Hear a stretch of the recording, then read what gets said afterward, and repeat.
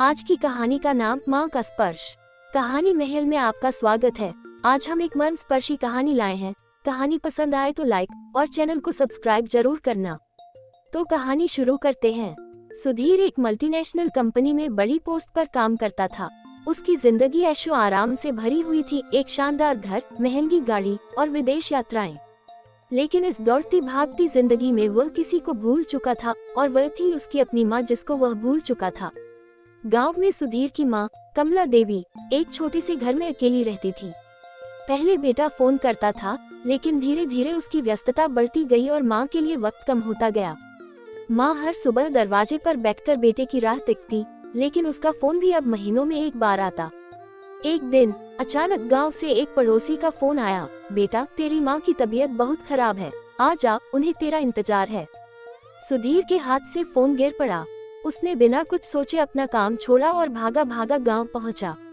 घर के दरवाजे पर माँ की पुरानी कुर्सी खाली पड़ी थी। अंदर जाकर देखा, माँ बिस्तर पर लेटी थी, बेहद कमजोर, लेकिन चेहरे पर वही ममता भरी मुस्कान थी। बेटा तू आ गया, पता था तू जरूर आएगा, कहकर माँ ने कांपते हाथों से उसका चेहरा छू लिया। सुधीर की आंखों से आंसू छलक पड़े। उसने माँ का हाथ थाम लिया। माँ, अब मैं तुम्हें कभी अकेला नहीं छोड़ूंगा। इस बार सुधीर ने कोई देर नहीं की। वह माँ को शहर अपने साथ ले आया। उनका नया घर अब माँ की हंसी और आशीर्वाद से गूंजने लगा। सुबह माँ के हाथों की बनी चाय की खुशबू घर में फैल जाती। सुधीर जब ऑफिस से लौटता तो माँ दरवाजे पर उसका इंतजार करती, जैसे बचपन में करती थी।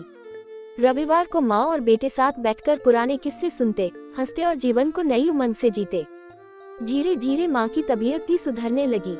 अब वह अकेली नहीं थी, बल्कि पोते पोतियों की कहानियों और हंसी ठिठोली से घर गूंजता रहता था।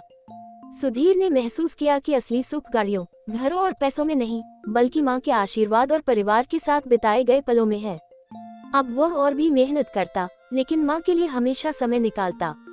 अगर आपको ये कहानी पसंद आई हो तो इसे लाइक करें, शेयर करें और चैनल को सब्सक्राइब करें, ताकि ऐसी ही प्रेरणादायक कहानियाँ आप तक पहुँचती रहें।